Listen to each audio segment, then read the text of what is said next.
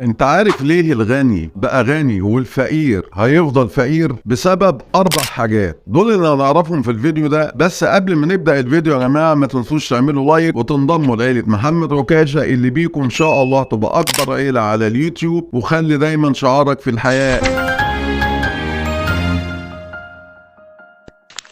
يا جماعة في 4 حاجات الفقير بيعملها والغني بيتجنبها. أول حاجة تتبع المجاني. إيه تتبع المجاني ده؟ تتبع المجاني أنت بتلاقي الفقير أي حاجة مجانية يقوم جاري عليها، أي حاجة مجانية يجاري عليها. واحد بيوزع شنطة يقوم جاري، ومش عارف عرض هنا إيه يقوم جاري. إنما الغني لأ. بس مش معنى كده إن أنت ما يجيلك هدية ترفضها، بس ما يكونش ده أسلوبك في الحياة. لأ، اتعود دايما إن أنت أي خدمة أو أي هتاخدها ادفع تمنها. الغني بيعمل كده، دي اول حاجة. وخد بال حضرتك قبل ما نخرج من النقطة دي، مفيش حاجة في الدنيا ملهاش تمن. حتى اما انت بتتصدق ربنا سبحانه وتعالى بيديك مقابل لتصديقك ده وعمل الخير ده. وحتى بين الازواج وبعضها، انت عايز من زوجتك الاحترام، ادفع احترام هتلاقي احترام. انت عايزة من زوجك التفاهم، ادفعي تفاهم هتلاقي تفاهم. ربنا سبحانه وتعالى يا جماعة بيقول في كتابه العزيز: لا تنالوا البر حتى تنفقوا مما تحبون. فانت حط دايما في اعتقادك ان كل حاجة ليها مقابل. تاني حاجة، الفقير دايما عاشق لنظرية الظروف، دايما عاشق لاصل انا ظروفي، اصلا انا العين بصيرة والايد قصيرة، اصلا انا مش عارف ايه، اصلا.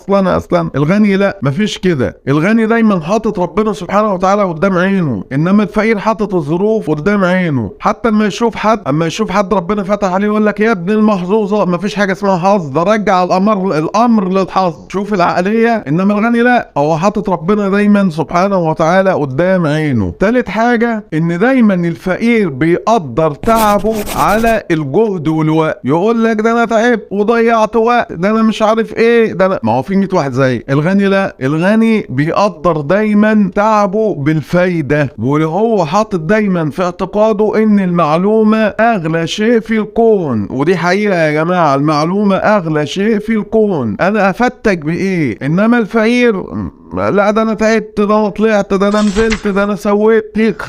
مليار واحد زيك. هديلكوا يا جماعة مثل، وده حصل فعلا. حتى صاحب مصنع في أمريكا، الراجل المصنع بتاعه وقف والمكن وخط الإنتاج اتعطل وراح. المهم جاب مهندس متخصص في الموضوع، قال له: والله أنت هتجيب قطع غيار ب $100، وأنا هقعد ربع ساعة وأتعابي هتبقى $250,000. المهم الراجل بص: ايه ده $250,000 في ربع ساعة؟ لا كتير قوي يا باشمهندس. لا انا لا مش موافق. المهم راح المهندس قال له: خلاص براحتك، انا قلت اللي عندي وخلاص، انا ماشي، بس لو كلمتني تاني هتبقى اتعابي $500,000. المهم راح المهندس خد بعضه واتكل على الله. صاحب المصنع بقى راح اتلم على الناس من النيابه وقال له: عندنا عملوا لك $1,000 ومش هيكمل مش عارف ايه. وجاب ما عرفش يعمله، وجاب واحد تاني عملوا لك مش عارف ب$5 ما عرفش يعمله. المهم جاب اكتر واحد ما عرفش يصلح له المكن، والخسائر عنده ابتدت تزيد. طب اعمل ايه؟ الراجل صاحب المصنع: اعمل ايه؟ طب خلي الانتاج عندي متعطل ومش عارف اتصرف، اعمل ايه؟ راح اتصل بالمهندس تاني، قال له: يا باشمهندس تعالى صلح المكن. قال له: احنا عند اتفقنا، انا هاجي لك وزي ما اتفقنا اخر مره هاخد منك $500,000. قال له: ماشي. المهم جه راح بص على المكن بصه تاني، قال له: الموضوع هيطول شويه، هياخد في ايديا بتاع ساعه، وهنجيب قطع غيار يجي مثلا هتزيد شويه لان الناس اللي جم خربوا شويه منها ب$200، وانا هتعابي $500,000. قال له: موافق. المهم راح المهندس ظبط الدنيا وبتاع ورجع له خط الانتاج تاني والمكن كله اشتغل وبتاع. الراجل بقى بيكتب له الشيك، بس ايه بقى يعني فاهمين اللي هو ايه بقى، انا يعني متضايق. $500,000 في نص ساعه ولا ساعه بتاع. المهم راح ساله، بقول له: يا باشمهندس انت اتعابك عاديه كتير ليه كده؟ يعني خدت اتعاب كتير ليه كده في نص ساعه $500,000؟ قال له: ده من وجهه نظرك انت نص ساعه $500,000، انما انا راجل طلع عيني في التعليم، وقبل ما يجي لحضرتك انا كنت بتدرب او بتمرن لمدة 9 شهور على المكن ده في مصانع كتيرة، وعرفت العيوب بتبقى فين والغلطات بتبقى فين، وقدرت اوصل والم كل المعلومات دي كلها، وانا بديك دلوقتي الخلاصة، ودي قيمتي، قيمة تعبي. فالمقصود هنا ان الفقير بيحسبها بجهده ووقته، ويقول لك: انا لا انا قعدت ساعتين قبل ما عملت مش عارف ايه، ده انا تعبت، ده انا طلعت سلالم.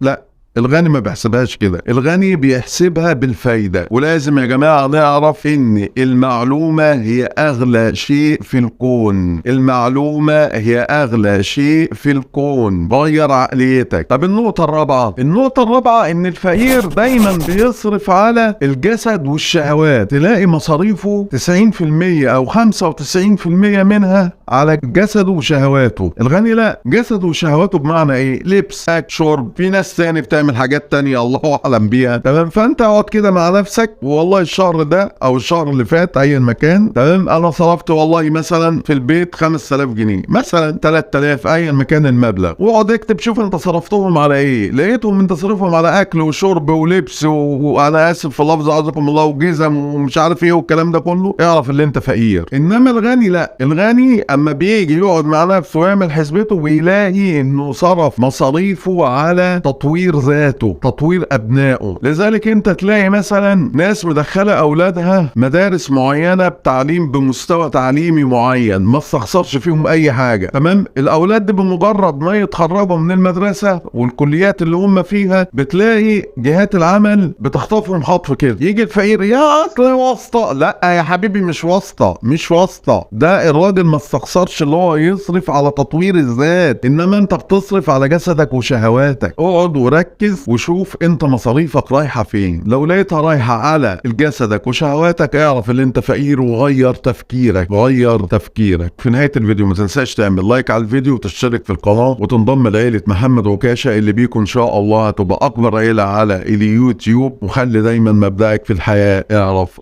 سلام.